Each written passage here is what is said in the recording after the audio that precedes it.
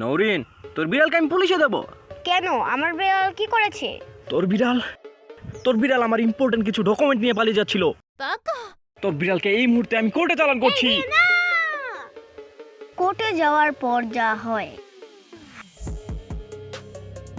মাননীয় speaker, থুকু থুকু থুকু, your honour, কাঠগড়ায় দাঁড়ানো আমার মক্কেল আসলেই একটা মক্কেল। তার কোনো দোষ নেই, তাকে মিথ্যা অপবাদ দেওয়া হচ্ছে। Objection my lord. উনার মক্কেল তো একজন সিক্রেট এজেন্টও হতে পারে, যে কিনা আমার ইম্পর্টেন্ট ডকুমেন্ট কালেক্ট করে আন্ডারওয়ার্ল্ডে পাঠাচ্ছে। Order order order. স্যার, চা নাকি কফি? আমারে পারলে এক কাপ চা দিন। আমার একটা কফি দিন। আরে তোমাকে বলিনি।